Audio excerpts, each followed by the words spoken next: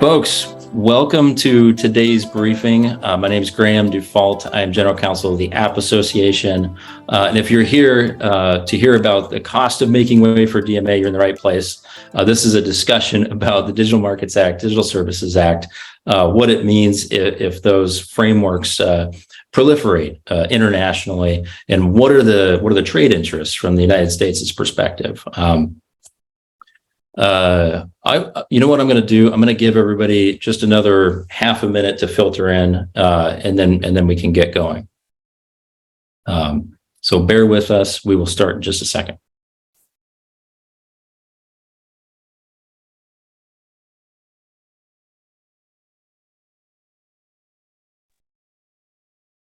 All right, we got a couple more. If you're just joining, this is the cost of making way for DMA. This is, again, my name is Graham Dufault, General Counsel of ACT the App Association. We have an illustrious panel here that we will have introduce themselves. We're here to talk about the Digital Markets Act, Digital Services Act, what it means for United States interests, our trade interests, our tech-driven industries. And we are joined by folks that know all about these policy issues, and we're very, very lucky to have them with us. So I will let each of the panelists introduce themselves, and I would love it if you guys, feel free to take a couple of minutes, give us a little bit of background on who you are, your organizations, and the interests that you all have in these issues. So starting with Dr. Katie Suominen. Did I pronounce that right? I know you've already told me how to pronounce it. I'm sorry. Perfect. So Kati Suominen, also go by Katie. I'm a adjunct fellow at CSIS. We've been working on these competition policy issues there for the past couple of years. I'm a trade economist, so I come with that lens as well to think about these issues from the perspective of how to enable global trade. I also am here in Los Angeles. I run my own business called Next Trade Group, and we work with governments, multilateral development banks, and technology companies to enable global trade through technology. Great to be here. Thanks so much for having me. Hey, it's a pleasure to have you on with us. Looking forward to the discussion with you. And we will go next to Shane Tews. We're very lucky to be joined by Shane today. Thank you. Hi, I'm Shane Tews with the American Enterprise Institute. If you have not read Katie's report, she has a very long report, which does have an executive summary and a conclusion piece on the end that will give you some great things you should be thinking about in this space. So you do a really great job of going through the gatekeeper, which to me, in my head, the gatekeeper should be the European Union, not the companies. So I'm always a little confused when I read that because it doesn't make sense to me. But you're also, I know that you're going to talk about the situation this puts us in with China, because it's just opening the door for China if they continue down this path, as well as it is potentially putting somewhere between, and Kay, you can correct me on the numbers here, somewhere between 22 to 50 billion, which that's a big delta, but they're all big numbers, of possible new compliance for operational costs for US companies on these digital providers. So this is not a light topic. This is something we should be really taking a very good look at and realizing that this is a trade issue. This is not just something that Europe's doing for their own citizens, but it's something they're doing to the United States as well. Thank you, Shane. And we will move on next to Jamil Jaffer. Honored to have Jamil join us from Europe today. A little bit about you and your organization. Sure, yeah. Jamil Jaffer. I'm the founder and executive director of the National Security Institute at George Mason University's Antonin Scalia Law School.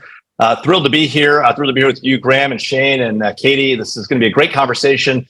I know that all of us have written and talked about these issues for many, many months, years even. And it still seems to be a challenge. Europe and the US need to get on the same page when it comes to technology and innovation, because if we don't, we will lose that larger battle to a growing near-peer adversary. So I'm thrilled to be here talking about these issues. Yes, I am currently in Europe, so actually living the DMA life. You can tell I'm wearing this hot pink jacket or whatever color it is. This is the story of me losing my luggage at Dulles, or not losing my luggage, United not get my luggage here. And so this was a recent purchase. So that's why I've got the sporty European look going today. It looks great. We've got a nice color palette going, and I really appreciate you being here and sharing your expertise. I'm Graham Dufault, the App Association, and my organization is a trade group, and we represent mainly small companies, small mobile software and connected device companies globally. A lot of them are in the United States, but we have offices in Brussels and London. So we do have a global sort of perspective on these things. And so I would love to start off by just giving just a really quick background on what it is we're talking about, so that we have a little bit of fodder going into the conversation. So right now is a good time for us to be talking about this. We have trade negotiators right now that are sort of being asked by advocates, by stakeholders, to take a softer, sort of a weaker approach to some opportunities to have like non-discrimination protections in trade frameworks that we're negotiating.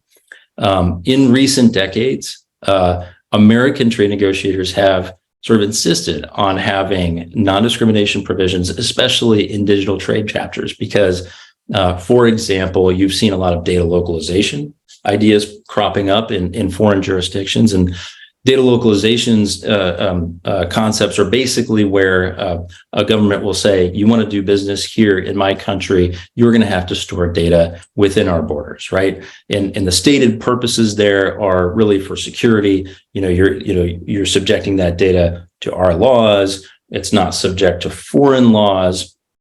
But the effect of it is really interesting, and it would be mainly to sort of unduly burden American interests, especially as citizens in other countries are accessing services by U.S. companies, in a way that's really not in line with the sort of cross-border nature of data. And so, as USTR right now works on the Indo-Pacific Economic Partnership (IPEF), that's a trade framework. Advocates are sort of suggesting that they drop the non-discrimination protections. And it's not because of necessarily data localization, but instead because of how the Digital Markets Act and the Digital Services Act and related laws may run afoul of those non-discrimination requirements. In other words, they would love to see DMA and DSA proliferate. So unfortunately, it is true, though, that DMA, DSA sort of target U.S. online marketplaces in a way that could be discriminatory. That's not just, my viewpoint. USTR did include DSA and DMA in its list of laws that are barriers to digital trade in its 2023 national trade estimate. So there are a couple of problems there. First, it's by sort of limiting what American online marketplaces can do. It necessarily elevates competing online marketplaces that are based elsewhere, either in Europe or, for example, China. And then second, app association members have, they have options right now. Right now, they pay for distribution and managed online stores. And DMA in particular sort of takes a very strict approach and could prohibit many of those management functions that the member companies that I represent pay for.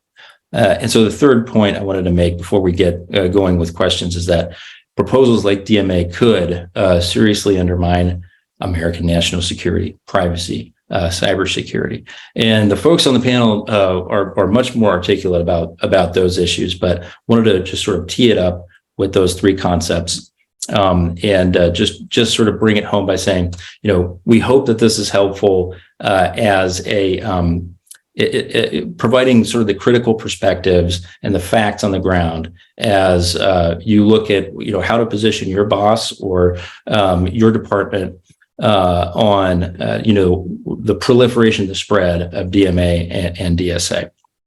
So with all of that sort of behind us, I want to start with Katie. As Shane mentioned, your report back in November you sort of estimated the cost, the compliance cost. Can you talk about what those costs are, and what did your report find? Yeah, thanks so much. So we wanted to get a sense of the magnitude of the cost implied by DMA as well as the DSA as they enter into effect under number of assumptions. So they should be taken as assumptions, but we thought of this at two levels. Kind of first order effect. What are the costs on US companies that are subject to these laws, such as Meta, Amazon, Apple, Microsoft, and Alphabet? Those were the ones that we believe would fall in the scope.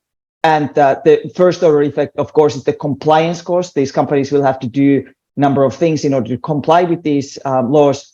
And then the second cost is the cost of getting fined. And we found that if let's say these companies' EU revenue is about 300 billion, a little bit short of that, and global revenue is 1.4 trillion. And if the DMA entails a fine of 10% on American large companies if they are run foul of this law, and if there's a 10% probability for these companies to be fined, then the overall cost would be about $28 billion on US companies, just from that compliance cost with DMA. If we add the compliance cost from DSA and assume again that there's a 10% probability of getting fined under that, the cost rises to $50 billion. So it's a significant cost, just the first order effect, under rather conservative estimates, assuming that there's a 10% chance of getting fined. Now, there's a second order effect as well that could happen. Right. So let's imagine that US companies that are subject to these laws raise their prices on their users, which are European small businesses, American small businesses, as well as large companies.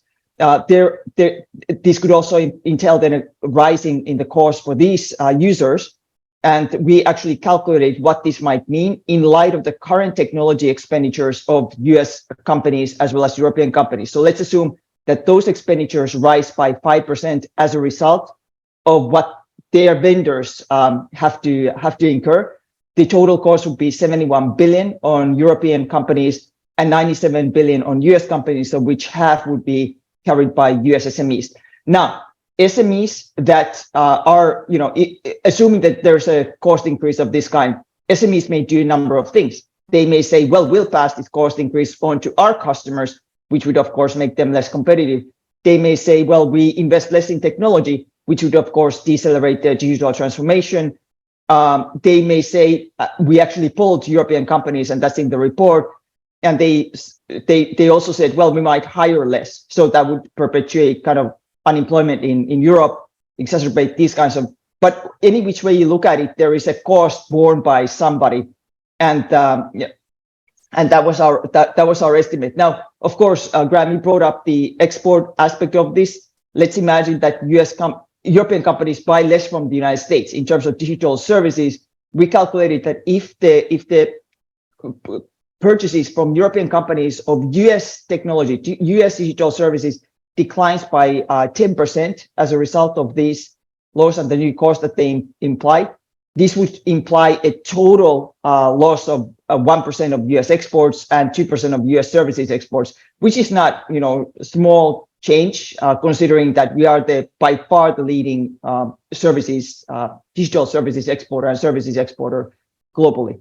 And of course, what Shane was saying, then this might open the door, provided that Chinese companies are not subject to these laws, would open the door for them to expand their market share at US expense. So those were some of the headline findings that we arrived at.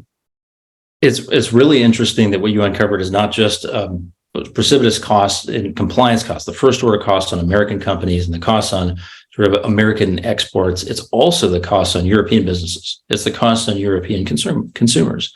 So, hopefully this is something that we can point to as other countries are taking a look at DMA.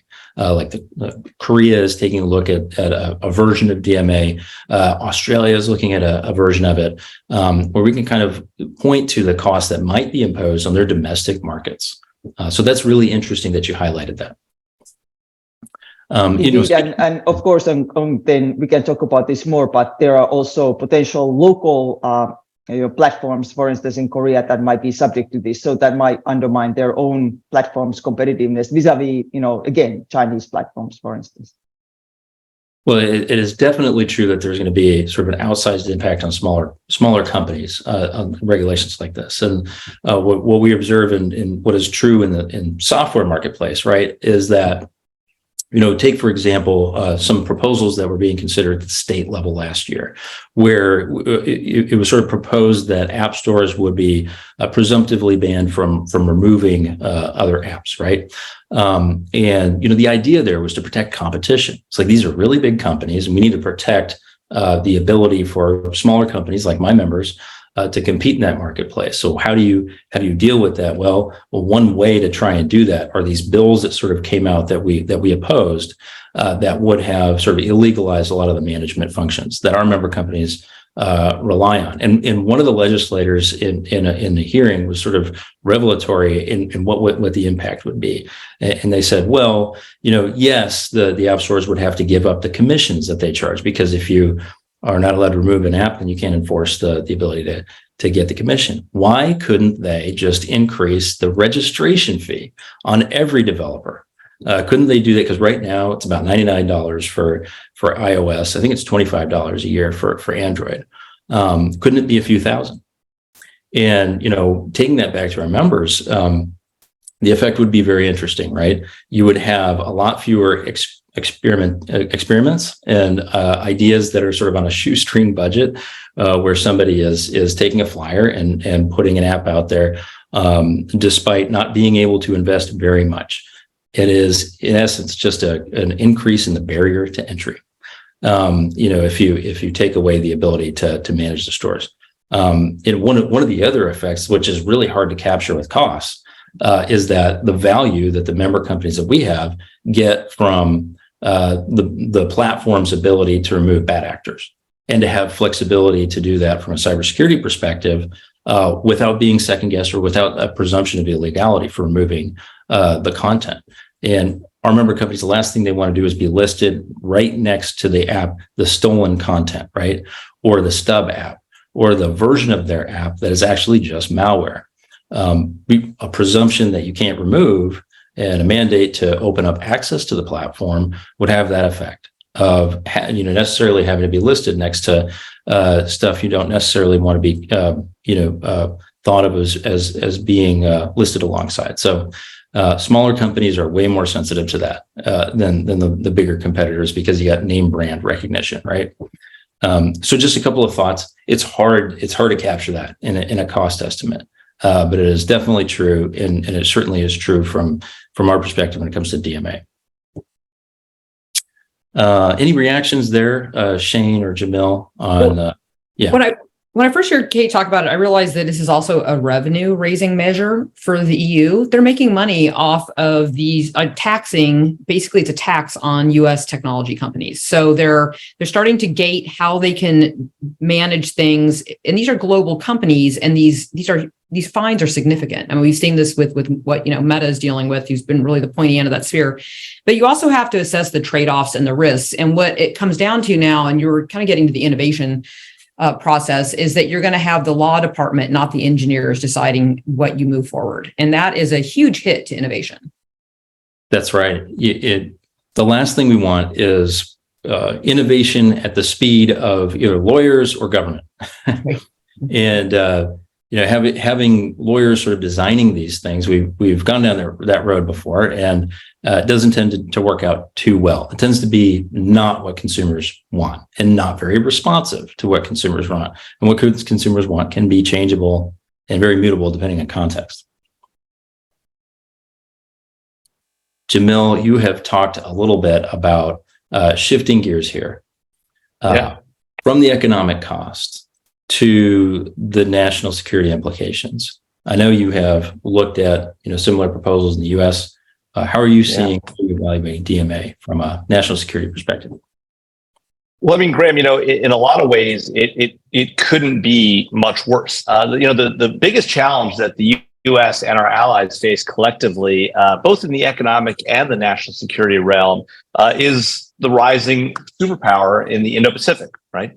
China, the People's Republic of China, controlled by the Chinese Communist Party, an organization that views us as antithetical to their survival. They have Xi Jinping in 2013, at a speech that was just revealed in the last 4 years at a private party conference, talked about the dismantlement of the economic order that we have put in place that has made all of our countries, both us and the Europeans, so successful.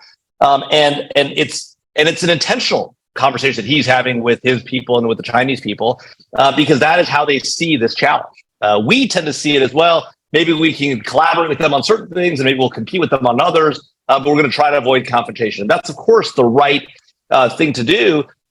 But the reality, for better or for worse, Graham, is that we are in a modified state of war today, right? We have millions and millions, billions of dollars a year in intellectual property walking out the back door to China, trillions in total. We have seen active efforts by the Chinese to not just extract IP from our companies through cyber means, but also extort our companies into turning that data over to them there in China as part of joint partnerships and joint ventures and the like. And all of this means, and we've seen them try to corner the market on critical products like semiconductors, critical minerals, and the like. And all of this is an effort to ensure their survival and their success over that of the US and our allies in Europe and in the Indo-Pacific. And the reason all this matters to the conversation about DMA and DSA and Accoya here in the US is that in this fight for economic and national security supremacy, our technology companies are at the heart of that fight. They are the innovators that have driven our economy for the last decade and will for the next 2 to 3 decades at a minimum. They are the innovators that have empowered the military and technical capabilities that we have today that allow us to maintain a global footprint. And anything that the Europeans do to undermine American technology companies will ultimately redound not only to our detriment, but to their detriment as well, and ultimately cause us to face a challenge as against China net across the board. The reality is that we don't succeed in our effort to remain strong in a world dominated by China with its massive population, its massive investment in military and technological might, and its ability to control its own economy and own decision-making through sort of a command and control mechanism in the form of the Chinese Communist Party. We don't win that battle alone. Not the Europeans, certainly not the Europeans, and certainly not us either. And so if we're going to do this, we got to do it jointly. And that doesn't work when you're engaged, as the Europeans are, in an active and intentional effort to undermine the core of our national security and economic security base, our technology companies, the kind of companies that can scale and expand and really take the fight to China in an economic sense. And the same is true at home, right? If we make the decision for policy reasons because we don't like what big tech, quote unquote, is doing to conservative speakers, or because we don't like how big tech, quote unquote, treats organized labor, right? We are ultimately going to, for policy reasons, reshape our antitrust laws, target them against a handful of companies, our most successful companies, and ultimately undermine our own economic and national security in the long run. And that is a catastrophically bad idea, whether it's members of Congress or the European Parliament. So it's interesting that your message is one of unity. Let's work together with our European partners, and let's find a way to get on the same page on technology and what's the role of government and tech-driven markets. Yeah. And Graham, in fact, we've done some polling, and I'll tell you, the polling reflects that European and American consumers want that collaboration. They trust American apps, American devices, American software, allied apps, allied software, allied devices much more than they trust Huawei, ZTE, Xiaomi, or any of the stuff coming out of the People's Republic of China. And so they understand. We've succeeded in educating the American public about the threats that we face. And yet our political leaders can't seem to figure out how to get on the same page and work together in this effort. Your constituents, whether you're in Europe or the United States, want you to do that. That's a very interesting. That we should highlight that point. Your European citizens, folks that call Europe home, trust American tech products and services more than they trust Chinese products and services. I think that gets lost when we talk about the safe harbor and all of these sort of negotiations around the transfer of data between the EU and the United States. We get very focused on what are the differences between U.S. surveillance law, EU member state surveillance law. They're pretty similar, but I think we start to focus on that. We lose sight of the fact that we really need to make sure that we are protecting ourselves from other kinds of threats. and the fact that you brought up the 2013 comments from Xi Jinping, that's really important. We should really understand that this is an intentional effort, and that we should take that into account when we're looking at these trade negotiations. Yeah, and Graham and Shane knows this too. But look, I mean, if you're somebody that is concerned about American surveillance laws, and by the way, everyone should be concerned about about government overreach, right? I'm a big believer in what we do to protect our nation through surveillance, right? but it doesn't mean we shouldn't be questioning it. The Europeans have the same concerns. And if you're worried about American or European surveillance, you should be really worried about a world in which China wins and is surveilling the world, or where you're seeing Huawei and ZT devices all over the globe, because those are subject to the Chinese Communist Party, not American courts, and certainly not the European Court of Justice. So if that's the world you're worried about, right, going after American companies and preventing Americans from selling products into Europe or vice versa is not the solution to this problem. It is the ultimate death knell for privacy and security. Part of the discussion. Absolutely. You mentioned, so one of the issues you mentioned is the fact that IP is sort of walking out the back door to China, right? How about those, required open access mandates in DMA and in proposals like them? What do you make of those, and what's the effect on the ability to take IP away from American companies?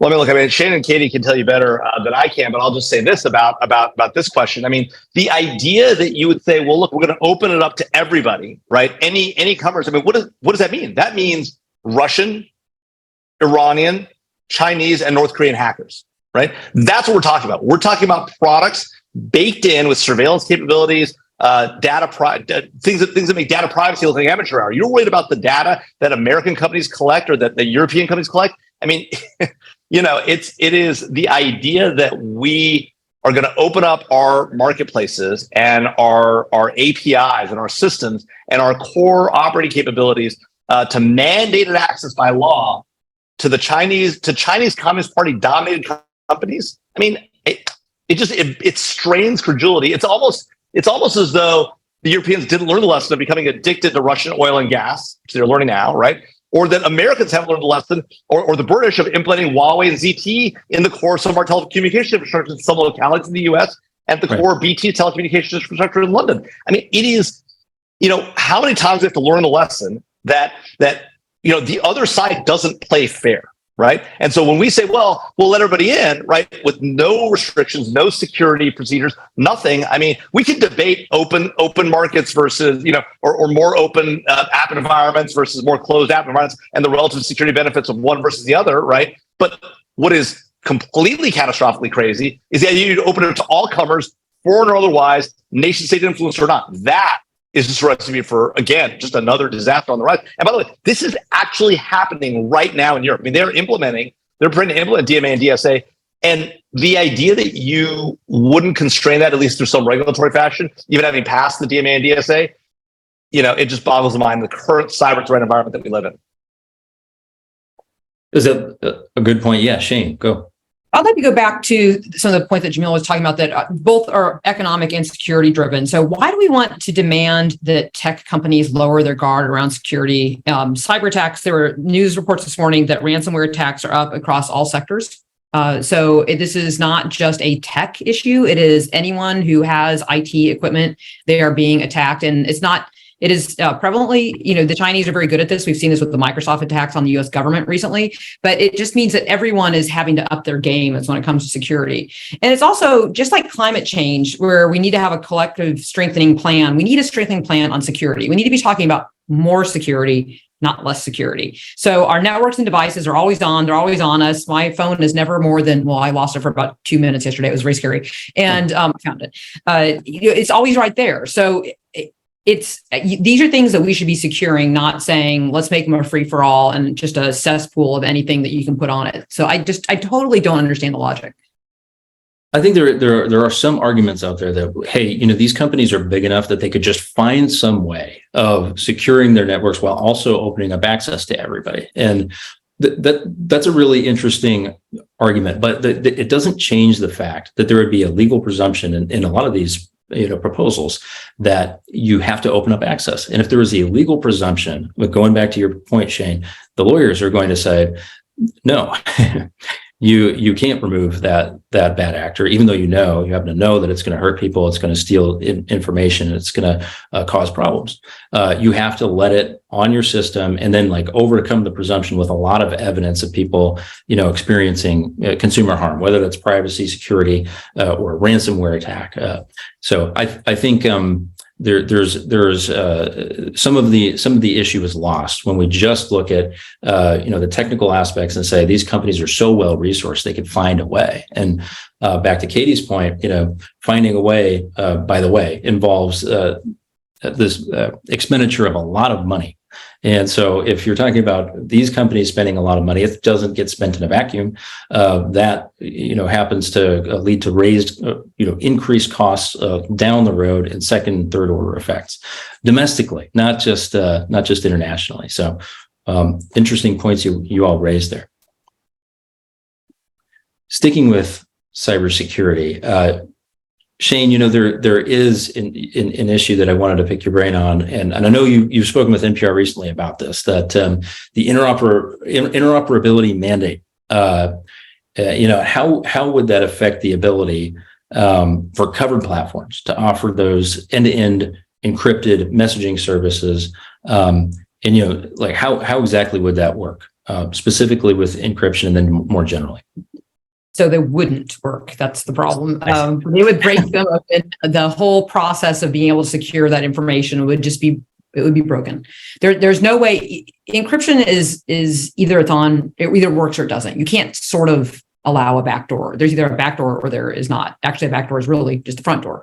So the interoperability is a huge challenge. There are a lot of companies spending time, money, and energy trying to figure out how to best be able to port data. But a lot of that is because we're getting into this big AI race, which is fascinating. So you want your data sets to be able to be compatible. And so you're seeing more interest in modularity, where you take certain pieces of data and you can port them, because now people really want to have that market of sharing information, but it needs to be the right information. And as much as we want the whole world to always be about me, meaning all of us, but sometimes me, it isn't so much my specific data or my PII, my personally identifiable information, that's important. It is the trends of what's going on. The fact that I am wearing Barbie pink and Jamil is wearing it's rose quartz pink, by the way. That was the color of 2020, if you follow that. So you're just one season behind. You're doing great. But there's all this, information that they want to gather. It doesn't necessarily have to be that closely associated with me as a human being. But so the interoperability is, we're getting much better at it, because there's now a net positive to doing it, rather than just the cost of saying, how do I, try to quarantine information away from people that shouldn't have access to it. Now there's, you want to secure it because there's a market for this data and having it done accurately. So I think you're going to see a lot more about modularity. Companies that have tremendous amounts of data on us, like Meta, have learned through the work that they've had to do through the European Union. They're doing system cards, they're doing data cards, they're giving us as consumers, as people that like their services, to go in and actually say, I don't want you to gather information on me about this. I'm okay with that. So that, I know it takes a couple clicks to get in there, but once you do it, you do have a lot more control for some of these companies. And I think that is the trend that we're going to start seeing. I think the idea of completely opening up on interoperability is, again, just taking us back to that garbage pail of just too many people able to get in there. You're not able to protect yourself. So we need to be very careful about how we move forward on interoperability. Or to unring that bell, right? And I think isn't there a savings clause in there that says you have to implement interoperability in a way that preserves whatever encryption you're using? Is that even? I take it that is going to be pretty difficult to square. Yeah, I mean, I think, and I have not read the new Data Framework Act, which came out last Friday. I think we've gone through. It's always in an advocacy. We had a bridge, and then we had a shield. And they kind of, I really was going for an umbrella. I wanted an umbrella. Nobody cared, but I wanted that. But the idea is like, how do we, secure the information? And that is really about cross-border data flows. And then getting a little beyond ourselves, what we really need to be watching is India. So, the GDPR and Europe have been, wagging this whole process, and we've been trying to placate them. And these fines are real, they're big. And so you have a lot of people paying attention to what's going on over across the pond where Jamil's sitting. But India is a huge market, and they are figuring this out too. And you brought this up about data localization.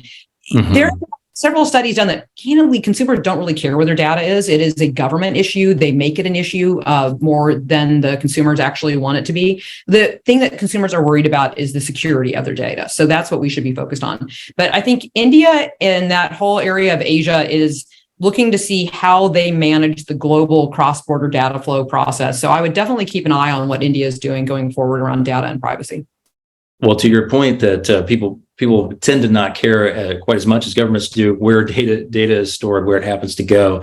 That's part of the reason encryption is so important, because end-to-end encryption in particular protects that data wherever it goes. And then if you've got really strong device encryption, if you've got really strong encryption wherever that data is at rest, that's what matters, right?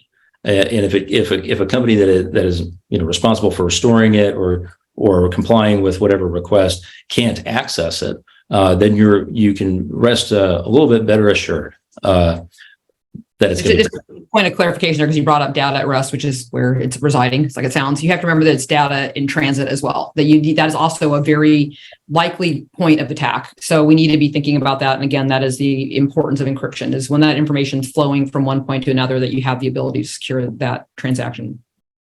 To your point about a back door is actually a front door. We have a member company who had a really great analogy that I hope is useful. That when we went up to the Hill, I think it was 2020 or maybe it was 2019, where somebody was considering a mandate to provide backdoor access, and the way our member company described it was that imagine that you have a 5-year-old and you tell the 5-year-old that you have candy somewhere in the house, and then you leave the house for a few hours. They're pretty likely that they're just going to find it, because they will spend whatever of their resources is necessary to find the Dum Dum or the Oreo or whatever it is that you've hidden, because that's what they do.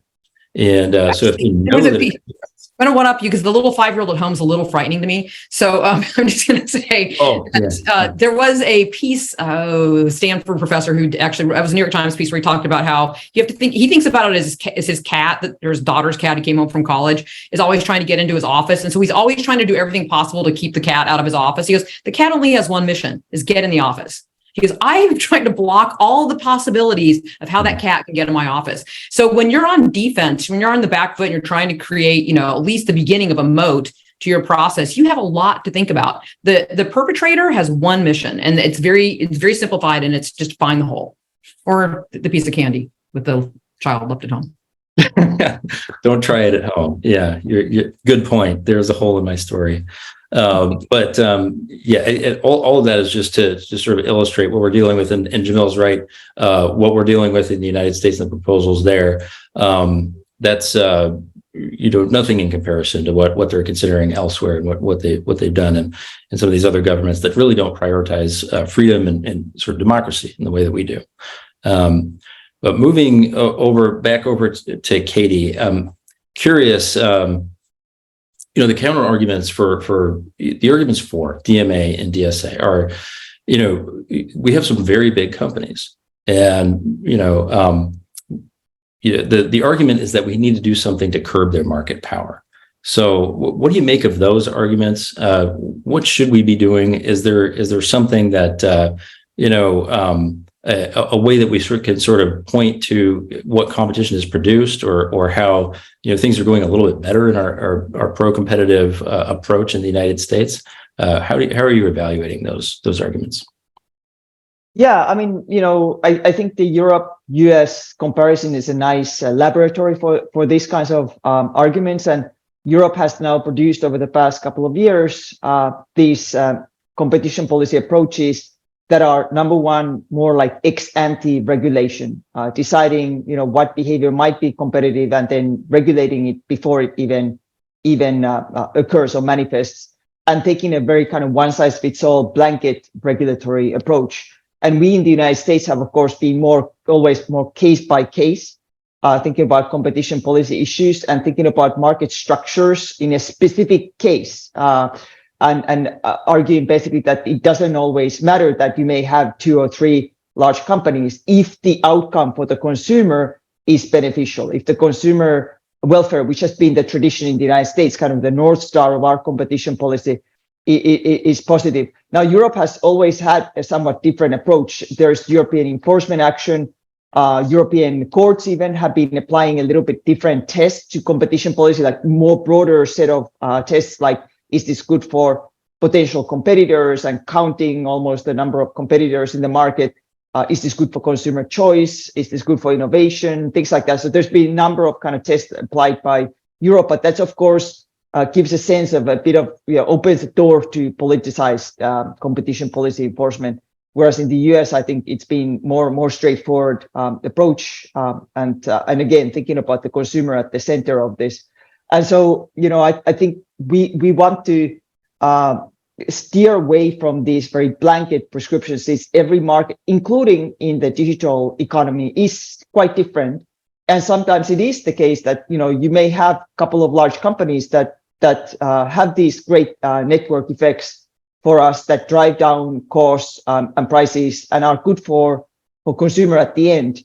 I would echo very much what Jamil was saying about the need for collaboration between Europe and US on these issues. And something that we thought about at CSIS a couple of years ago is, could we, for instance, create some sort of a shadow cabinet or antitrust brain trust, as we called it, between Europe and US to think about these decisions that may be coming out of Europe and different fines that are levied on US companies, and look at them in a very objective eyes and say, is this good for the consumer? Is this good also for innovation? I think Europe and US very much share the idea that competition policy should foster innovation, and innovation has been quite underused as a metric for competition policy and competition policy enforcement. So I think that could be a helpful thing in this consideration. But I do think we need to kind of take a less kind of passionate look at this, be more objective, be a little bit calmer, and perhaps have the people that are looking at this in a very objective lens. Are there really competition policy issues here in this market, and discuss this together with Europeans? This kind of shadow cabinet could be composed of European former regulators or academics, as well as US counterparts.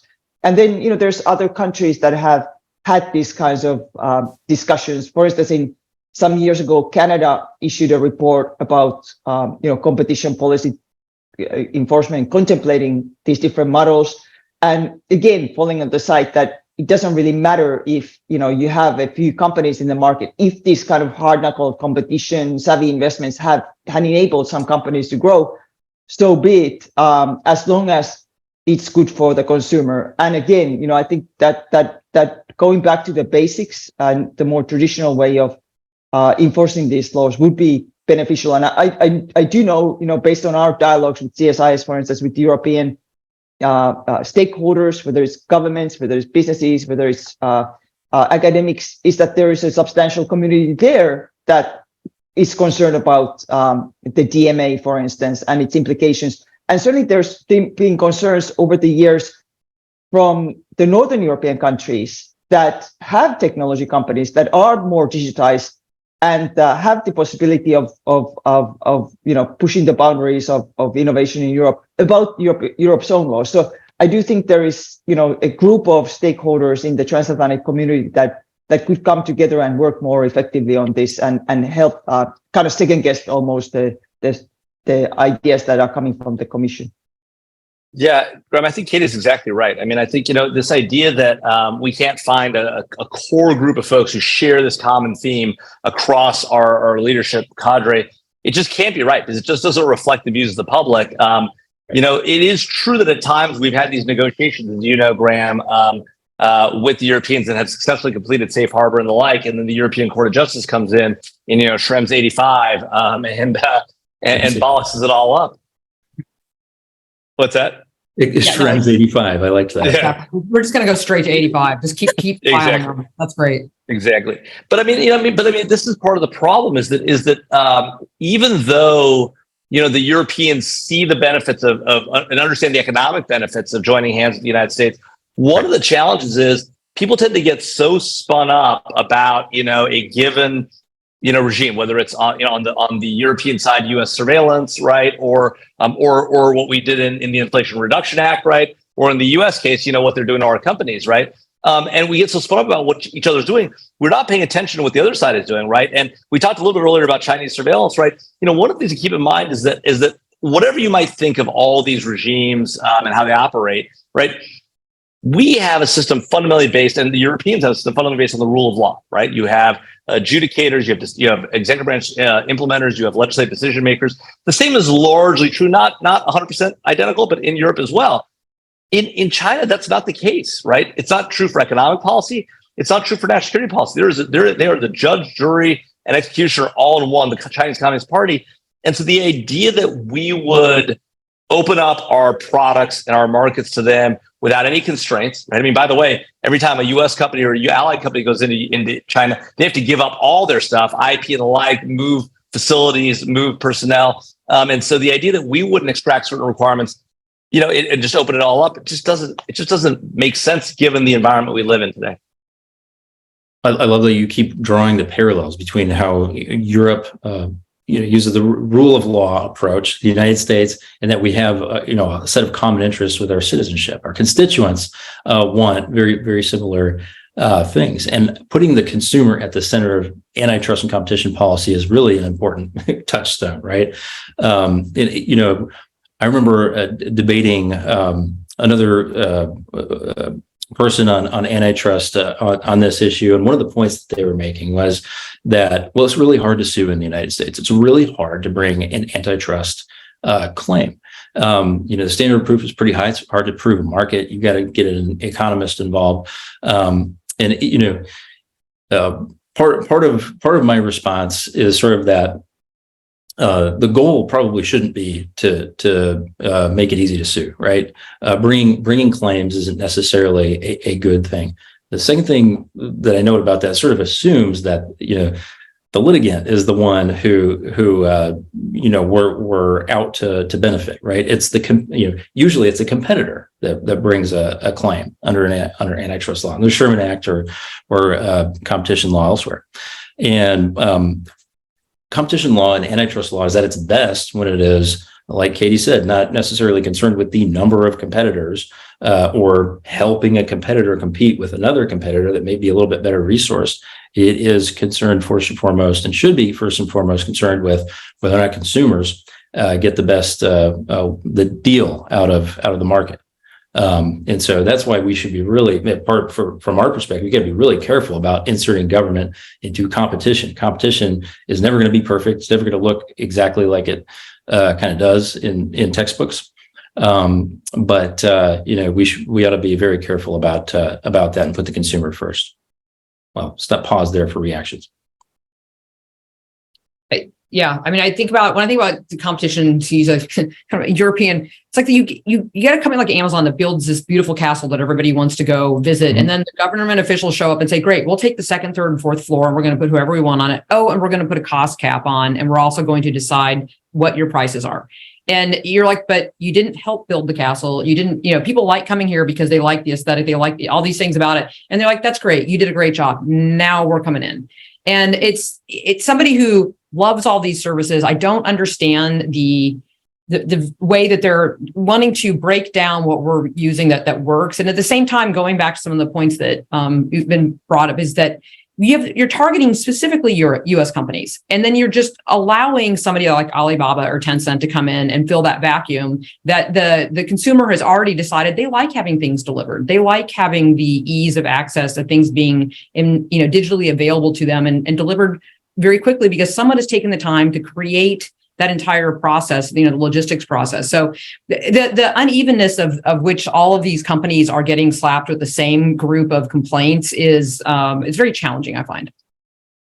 It is also striking that it's sort of DMA in particular, sort of designed to apply to platforms generally, but the companies that it applies to have extremely different business models. And online marketplaces or platforms. You have social media, which drives revenue mainly from advertising and feeding the algorithm for the advertisements. And then you have retail online marketplaces. You've got software marketplaces like what our member companies use. All of those different platforms behave a lot differently and present different kinds of potential risks to competition and consumers. And so it is sort of it's a little bit illuminating that it sort of is applied to just the size of the company and the size of the platform rather than the kind of business it runs. And it Well, has and Graham, that's go ahead, Shane, please. and it's a digital company. It's not, we're not, It's a dragging digital. in basic retail here. Yeah. Sorry, Yeah. go ahead. And you know, I mean, but this is the whole point. You know, it's almost un-American when you think about the concept of selectively picking a handful of companies, right? You know, and select them for special treatment, right? Our antitrust laws have never operated that way. Our antitrust laws have always been about: do you have market power, and are you using it to gain more market power? Are you unlawfully creating conditions that make the market non-competitive, right? And that applies to everybody across the board, no matter how big, no matter how small, no matter how dominant, that tends to be dominant players tend to engage that behavior because they have the power to do so, right? So we're more concerned about those, right? But the idea that we would just cherry pick companies by size and success, you know, you think about it. Think about the message that sends to startup founders. I'm in the venture capital community now, right? Spent a lot of time with startup founders, right? This idea that you're going to tell a startup founder, if you're really good at what you do and you succeed wildly, you don't use your market power to gain traction. You simply gain traction because you're really good at it and people like your product.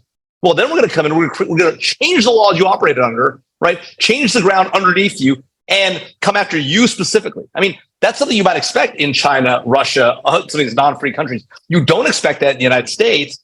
I mean, and to the extent that, you know, our European colleagues are thinking about something like that, you know, it should be part of the conversation. That is not how to engender innovation. It's not how to engender success. You know, there's this New York Times article from a couple of years ago that basically made the argument that the U.S. is falling behind Europe because Europe is passing all these amazing laws on, you know, DMA and DSA and GDPR. We're falling behind. I mean, look around to tech innovation.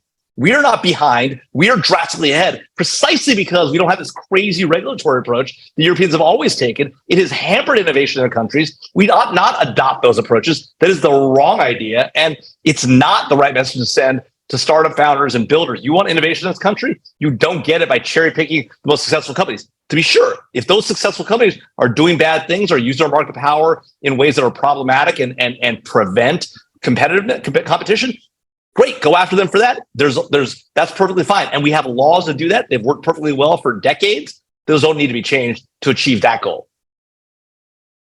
Well said. And on that point, what I want to mention is that we do have a Q&A feature. So if you're listening in, you do have a question for anybody in the group, feel free to drop one in.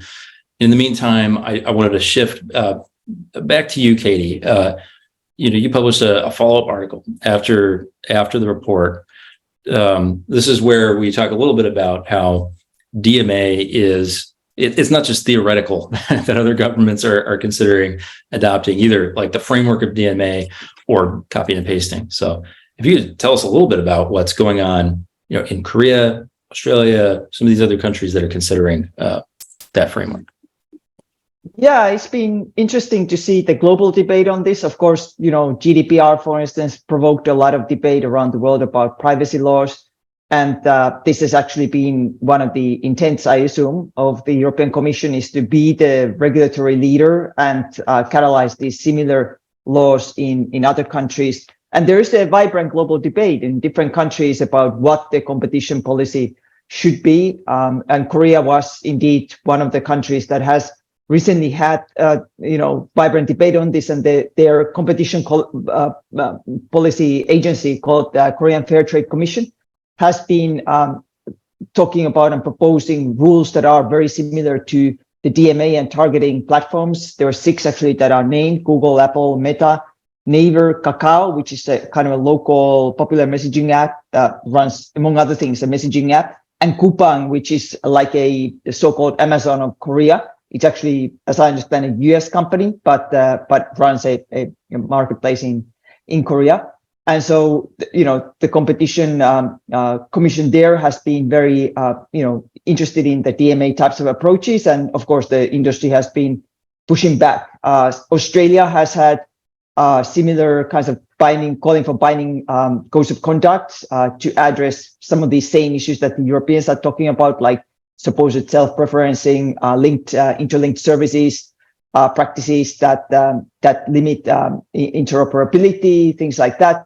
And they have launched the consultations. I assume that's still on competition policy framework. And Brazil has also, the Lula da Silva government has been promoting presenting a digital competition bill recently. And again, there is debate in all of these countries, as we're having today, about the merits of the DMA versus some other approaches or more traditional approaches to competition policy. And so the global discussion by no means is settled or discussion in any one country.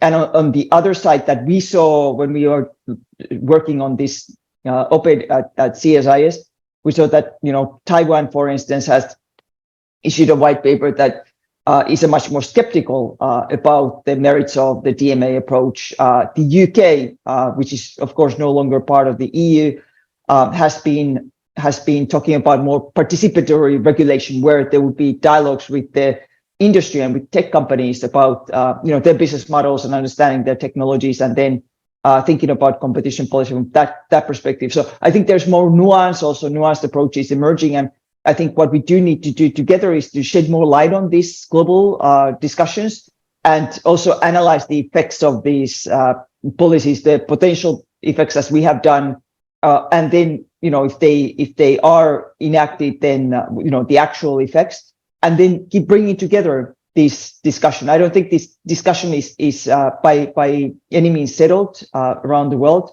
and it's a healthy discussion to be had. But we do need to address this. It's very serious. For what Shane and Jamil have shared here, is that there are challenges, particularly when I look at the Korean bill, for instance, and it doesn't name any Chinese platforms. It names American and Korean platforms. And so, it is quite curious to me that the China issue is not addressed.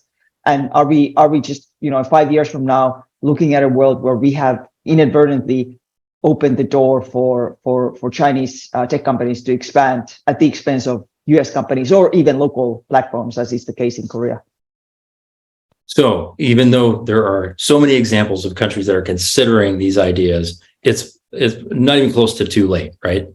We can still get in and have an effect on that debate and make use of the levers at our disposal and all of the considerations that we talked about here. Exactly. And what Jamil has brought up is also the innovation and the incentives then to innovate. And all countries around the world, I mean, they want to sponsor local startups, local tech companies, local platforms that become as our successful businesses have become. And and their venture capital community, I'm sure, is also concerned. So I think we want to bring these other stakeholders also to the table and talk about what it actually takes to build a thriving innovation ecosystem. What does it take to build startups? And this is what countries want. And doing this through, as Europe is seeking to do, through competition policy and just hitting hard on American companies that have attained the success, with the models that we have in place, Silicon Valley, and all of these various pieces that it takes to create an Amazon, or takes to create an Alphabet and Google. Other countries want this as well. So I think we want to also think about that side of the debate. How do we enable other countries to promote their startup ecosystems and create these competitive platforms, rather than just seeking to attain these objectives through competition policy law, which should be quite limited in scope. Yeah, that's exactly right. I think a good place to conclude would be to answer one of the questions that we just got. So general question from one of the folks on the call here. Do we have any specific asks or points that we would like to make to Congress on the many points we discussed today? Anybody who would want to Don't follow suit. What you're hearing is this is not a good idea. We don't need Congress going down this path. We're seeing this in currently Senate legislation. House has had previous looks at this. This is not good for the United States. It is not good for U.S. companies. It is enhancing not only European coffers, but opportunities for the Chinese to do things that are not in our favor. So think very long and hard about what you're doing before the little catnip of something that feels like it's going to help the consumer. But if you look at it, it really does not. There's also, I was looking, you were talking about the United Nations has a recent proposal out that would undermine U.S. sovereignty. So this is, once they start to weaken us, to your point of saying, are these too far down the path? There are other people just looking to make sure that we do not continue our place in the digital economy. And you know, we rightfully own where we are in the space, and we should not give this up just because there are some bad ideas out there. Anybody else want to jump in? All right, but our ask would be very, very similar of Congress to be very skeptical of those ideas that would sort of reorient antitrust law and reorient competition policy so that it sort of protects competitors rather than consumers, and in a way that would really limit, selfishly for our member companies, the ability for online marketplaces to manage themselves. That's the value the member companies get. The minute you go in and say it's illegal to undertake some of those core management functions, that's when my member companies start to say, wait a minute, this is going to cost a lot more because I'm going to have to do this myself, and it's going to be less attractive for the consumers that we're trying to attract. It's going to make them competitively less attractive, even though the purpose was to benefit my member companies in the first place. So be very skeptical of those proposals. And on the other hand, to the extent that we can provide a backstop for our trade negotiators so that they can push back on the proliferation of these ideas elsewhere. And so it's equally important to do that. And I hope that's the message we take away for Congress. Any other concluding thoughts before we wrap up a couple minutes late? Awesome. Thank you again. This has been recorded, so we will follow up. There's another question or two in here that we can address offline, that we can touch base with you all on that separately. But look, we really appreciate everybody joining in. We will send the recording once we figure out how to do that. We will send the recording to everybody, and you can view it that way. Thank you all to the participants and for everybody for joining.